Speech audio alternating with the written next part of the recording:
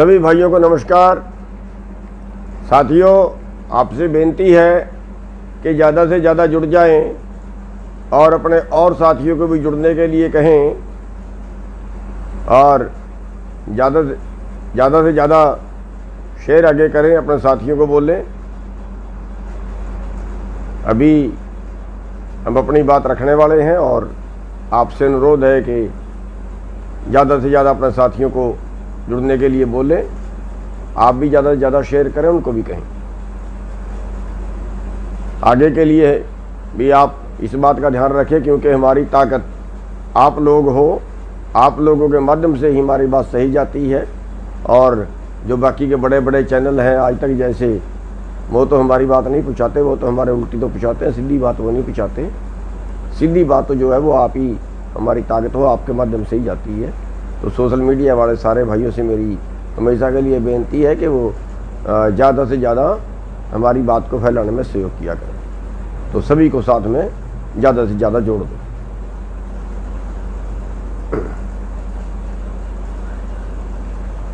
साथियों, आज हम बात करेंगे कि ये जो कानून बने हैं, ये जो आंदोलन चल रहा है, क्या ये कानून केवल किसान को नुकसान पहुंचाएंगे?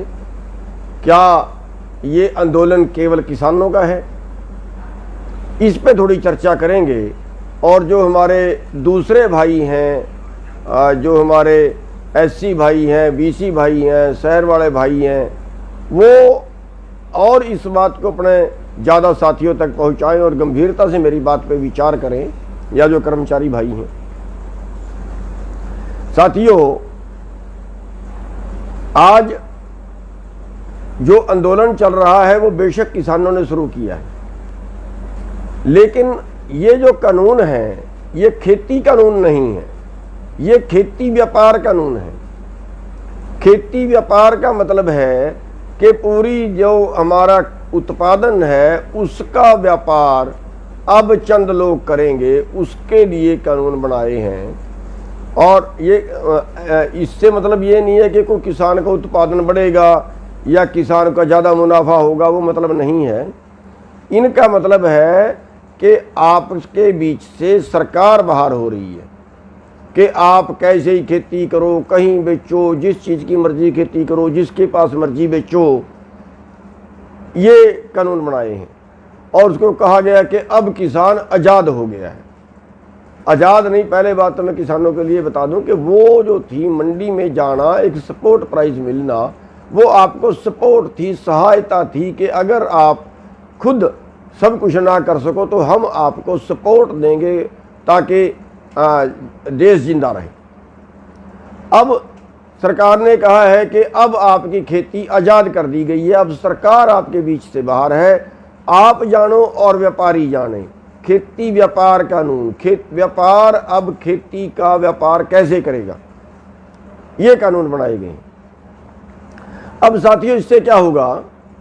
अब मान लिया हमारा गेहूं अडानी खरीदता है, उदाहरण के तौर पे है आज के सामने, आज के टाइम में। आज मान लिया हमारी गेहूं सिल्लो में जारी है, जैसे डांड में है, जैसे कि जींद में है, ऐसे पंजाब में कई हैं, उसमें सीधी गेहूं जारी है, वहीं पे उतरती है, वहीं पे सफाई होती है, वहीं पे ऑटोमेटिकली वो गोदाम में चली जाती है। पुंडरी मंडी इस बार बंद कर दी गई, अभी थोड़ा सा खोला है शोर शराबा करने के बाद। उसके आसपास की 4 मंडियों पे बैन कर दिया गया था कि इन 4 मंडियों में गेहूं नहीं गिरेगी, सारी सेलो गोदाम में जाएगी, अडानी के गोदाम में जाएगी। तो साथियों, आज जो मंडी बंद हो गई, उसके सारे पल्लेदार, उसके सारे मुनीम, उसके सारे आड़ती, उसमें सारे काम करने वाले, सारे उससे ट्रांसपोर्ट वाले जो किराए पे ढोते थे, उन सब का रोजगार गया, उन सब का काम गया। कल जब पूरे देश की मंडियां बंद हो जाएंगी और सारा उनके पास सीधा बिकेगा, सब वो सीधा खरीदेंगे, तो हमारे जो ये पूरे लोग हैं, जो मंडियों से जुड़े लोगों का रोजगार है, मान लिया आज हरियाणा में करीब 40,000 दुकानें हैं, उन पे 40,000 मुनीम भी होंगे, उन पे 1 लाख पल्लेदार भी होंगे, उन पे 5-7 हज़ार ट्रक भी होंगे, उन ट्रकों वाले के ड्राइवर भी होंगे, तो वारदाना होगा, वारदाना बनाने वाली फैक्ट्रियां होंगी। तो ये सारे का सारा धंधा चौपट हो गया। और ये सारा अब वो सोचते होंगे हमें किसान से क्या मतलब, लेकिन प्रभावित तो हो गए ना, उन सब का रोजगार गया। और ऐसे ही करके ये पूरे देश का जो बिजनेस है जब चंद लोगों के पास जाएगा, वो कम से कम भाव पे खरीदेंगे। पैदा करने वाले को ये नुकसान हुआ कि वो ज़्यादा से ज़्यादा भाव पे कैसे बेचेगा। मान लिया बासमती है, अब अगर मंडी बंद हो जाती है तो बासमती का उच्चतम रेट, उसकी बोली कैसे लगवाए, कोई रास्ता नहीं है, वो लुट गया। वही बासमती जब उनके गोदाम में चली गई, मान लिया पूरे देश की बासमती अंबानी ने खरीद ली, पूरे देश की बासमती अडानी ने खरीद ली, खरीदते हैं ये। और एक तो उससे छोटा व्यापारी खत्म, वो उस व्यापारी का व्यापार भी गया, और उस व्यापारी के साथ जो और लोग जुड़े थे वो भी गए। फिर वो बासमती मॉल में चली गई। अब वही चावल आपको फिर 200 रुपये किलो में मिलेगा, अभी हो रहा है आपके सामने है, 200 रुपये किलो में मिलेगा। उपभोक्ता की जेब से गया ज़्यादा पैसा, और पैदा करने वाले की जेब में गया कम से कम पैसा। आपके उदाहरण सामने है, जैसे पीछे दाल में हुआ, खरीदी 50 रुपये किलो, बेची 200 रुपये किलो। अभी आपके सामने प्याज में हुआ, खरीदा 8 रुपये किलो, बेचा 80 रुपये किलो। अब वो जो 80 रुपये किलो खरीदा, वो किसान ने नहीं, वो सब ने खरीदा। उसमें हमारे मजदूर भाई भी थे। कभी ये नहीं देखा कि इस पे SC ST वालों को, जो हमारे दलित भाई हैं, उनको कम भाव पे मिलेगा, व्यापारी उसको ज़्यादा भाव पे मिलेगा, या शहर वाला उसको कम भाव पे मिलेगा, गांव वाला उसको ज़्यादा भाव पे मिलेगा। सब लूटे और आगे भी सब लूटेंगे। ये है पूरे देश का खेती व्यापार चंद लोगों के हवाले कर देना। और जब चंद लोगों के हवाले कर देंगे तो ये समझो फिर ये आंदोलन जो है ये हर भोजन खाने वाले का आंदोलन है। जो भोजन खाता है ये हर उस आदमी का आंदोलन है। और जब ये हर उस आदमी का आंदोलन है तो फिर वो घर क्यों बैठे हैं? आज शहर वाले भाई वो घर क्यों बैठे हैं? इस आंदोलन में क्यों नहीं आते? सबको नहीं मैं बोल रहा, बहुत से भाई आ रहे हैं, बहुत से सेवा कर रहे हैं, लेकिन बहुत से भी देख रहे हैं, बहुत से सोच रहे हैं कि शायद हमारा आंदोलन नहीं है। और ये RSS वाले, BJP वाले जो इनके वर्कर हैं, वो शायद सोचते हैं कि BJP हमारा भगवान है। अरे भाई, रोटी तो आप भी खाओगे।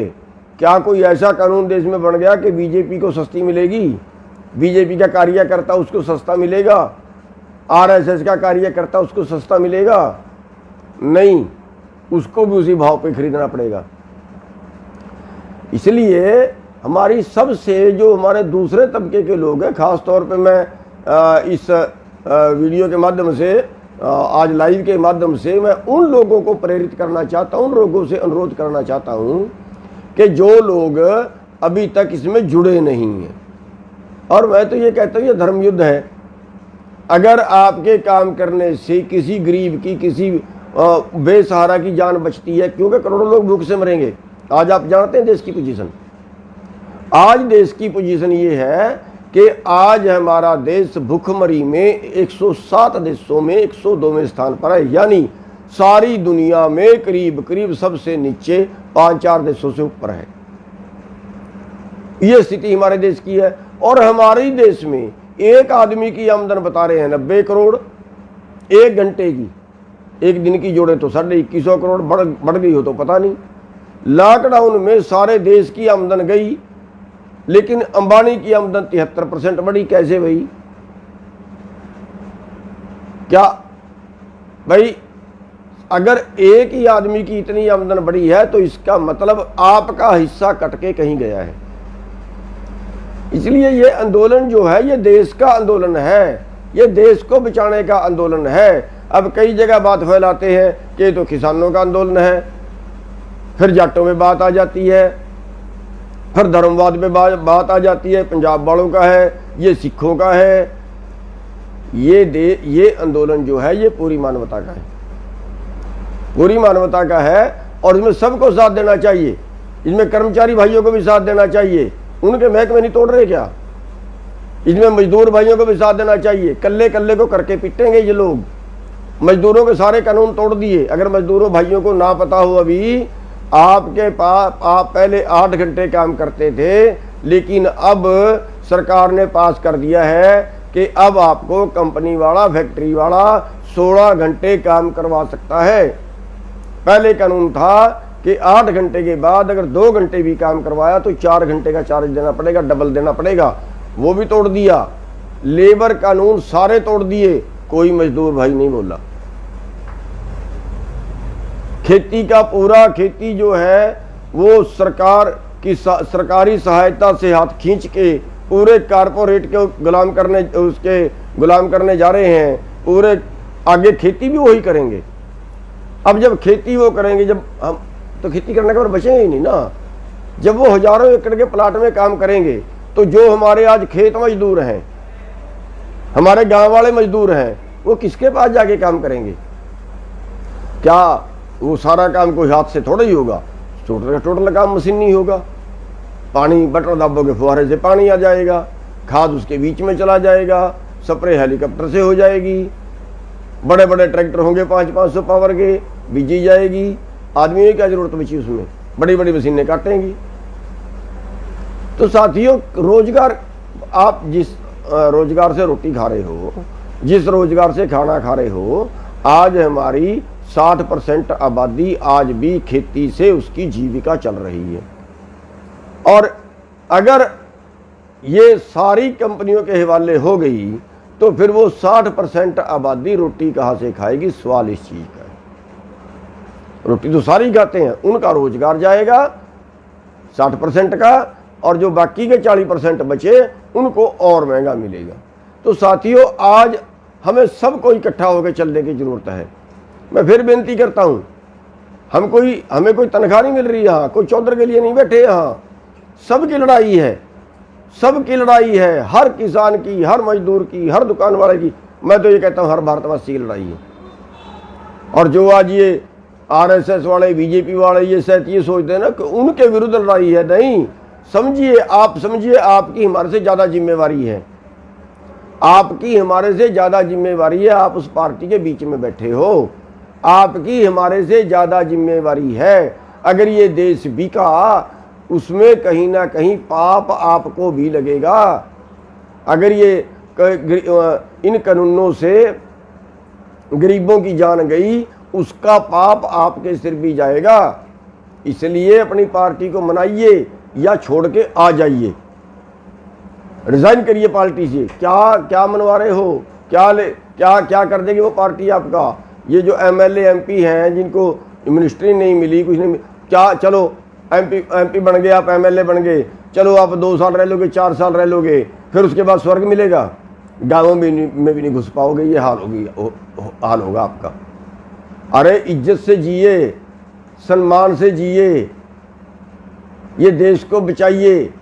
बहुत मुश्किल से जो है वो आज़ादी मिली थी, और ऐसे मतलब केवल अपने राज के लिए, अपनी सत्ता के लिए लोगों को मार दें, लोगों को कंगाल कर दें, फिर तप से राज और राज से नरक वो होता है। इसलिए जो भाई वर्कर हैं वो छोड़ के आना शुरू हो जाएं और नरक से बचें।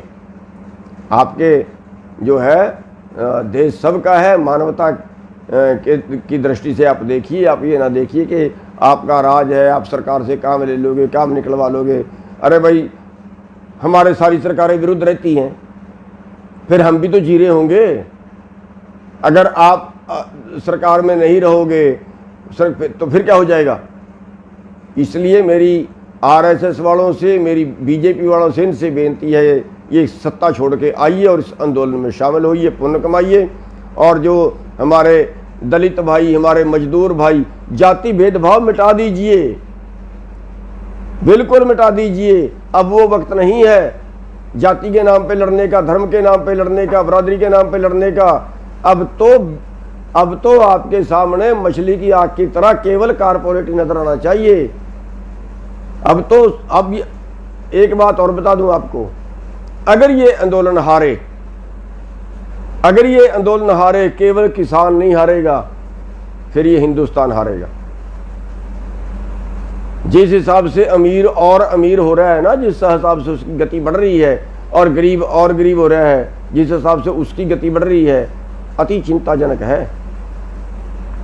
अति गंभीर हालत में देश चला गया है।